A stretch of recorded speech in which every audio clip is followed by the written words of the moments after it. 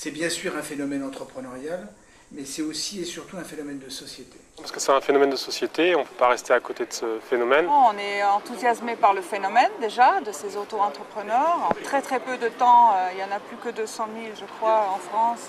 L'idée est vraiment de me lancer, de sortir du salariat, de me lancer. J'étudie justement le fait de franchir le pas parce que j'ai pris une période d'inactivité là et plutôt que de retourner en entreprise, j'ai envie de me lancer tout seul.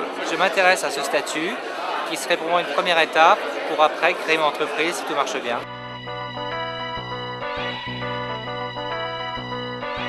L'idée c'était de proposer aussi une formation à ces gens qui se lancent dans l'entrepreneuriat sans toujours avoir les compétences ou l'accompagnement nécessaire. Donc on fait ça à notre échelle, parce qu'on a aujourd'hui offert des places à une centaine de personnes. Donc l'idée c'est d'être le plus ouvert possible. C'est une formation effectivement expérimentale parce que tout est expérimental, le statut est expérimental, tout le monde se découvre une vie d'auto-entrepreneur. On découvre ensemble en fait, c'est ce qu'on aime. L'idée a germé en fin mai, donc on a travaillé cet été pour élaborer la formation avec l'équipe pédagogique de la chaire entrepreneuriat Ernst & Young. Et donc en fait les inscriptions ont eu lieu durant tout l'été.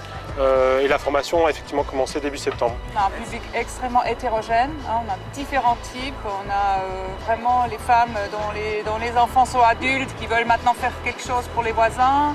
On a les diplômés de grande école qui veulent faire du conseil en stratégie. On a vraiment le grand écart. Il y a ceux qui viennent là pour voir, il y a ceux qui viennent là pour avoir des techniques, des solutions, des outils pratiques. Il y a ceux qui viennent là qui étaient déjà des anciens de l'ESCP, il y a peut-être 10% de gens qui étaient anciens de l'école qui reviennent prendre contact. Donc je dirais que c'est multiple. Nous, ce qu'on propose, c'est à la fois de la connaissance. C'est les 3 thèmes classiques, c'est comment gagner de l'argent. C'est aussi du réseau. Comment trouver des clients. C'est aussi de la confrontation avec d'autres publics. Et comment se financer. Je pense que c'est le b.a.-ba. On va toucher aux outils de base d'un tel projet entrepreneurial, c'est-à-dire le business model, le modèle d'affaires, comment assurer que ça peut être rentable. Ensuite, un business plan, quand on est plus sérieux, comment planifier les choses pour peut-être se développer, croître. Alors on leur distribuera un certificat spécifique, ils ont bien suivi cette formation, on note les présences parce qu'il ne s'agit pas de donner un certificat ESCP sans avoir la présence. Ils ont des devoirs à faire, ils sont vérifiés chaque module. Et après, évidemment, le cœur du sujet, c'est justement la clientèle, le marché, etc. Les prix, le produit, comment développer un produit, comment trouver le juste prix, comment démarcher les clients, ces choses-là. Donc effectivement, ils n'auront pas un diplôme SP, mais un certificat comme quoi ils ont suivi cette formation. Ça peut leur servir ça pour développer leur entreprise après? Peut-être que ça peut être un élément pour peut-être un élément de plus à un dossier pour convaincre un banquier ou un partenaire.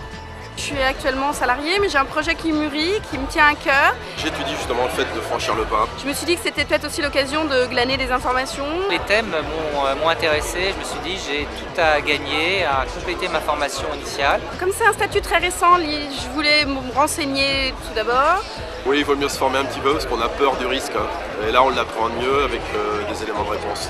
Rencontrer des gens, puis avoir quelques petites piqûres de rappel sur des bons sujets comme le marketing, la finance et pour terminer le business plan. Je réfléchis à savoir si c'est la meilleure forme pour le projet que j'ai en tête. Donc voilà, j'ai beaucoup de questions, beaucoup d'interrogations et c'est pour ça que je fais cette formation aujourd'hui. Et puis la curiosité aussi de rencontrer des gens, type un banquier qui est là. Et je me suis dit, tiens, un banquier, par les temps qui courent, où l'argent est rare. Peut-être des partenaires, oui. J'ai trouvé mon premier client. Est-ce que ça a confirmé votre idée et votre engagement dans la création de... Oui. Oui, résolument. Résolument. Il faut se lancer. Ça me permettrait de tester cette nouvelle activité pour après me lancer dans le grand bain et créer mon entreprise avec un associé. Voilà, c'est la première promotion. L'idée, c'est pas de s'arrêter là. Et oui, on veut continuer. L'idée, c'est de maintenir la logique promotion comme on a pour une grande école classique et de faire une promotion 2010, etc. avec bien sûr un accompagnement, peut-être une nouvelle formation de l'auto-entrepreneur à l'entrepreneur. Ce qui nous intéresse évidemment, c'est est-ce qu'il y a une vie après l'auto-entrepreneur? L'idée, c'est vraiment de faire évoluer la formation en fonction du bilan de la première année. Parce que pour beaucoup de ces participants, c'est un début. Ils veulent toucher, ils veulent goûter à l'entrepreneuriat pour voir est-ce que c'est pour moi ou pas pour moi, dans des limites, dans un périmètre avec très peu de risques, en fin de compte. Et nous, ce qui nous intéresse, c'est est-ce qu'il y en a qui se lancent réellement dans l'entrepreneuriat? Est-ce qu'ils peuvent émerger des vraies entreprises qui peuvent développer une belle croissance et contribuer à la société en valeur économique et sociétale?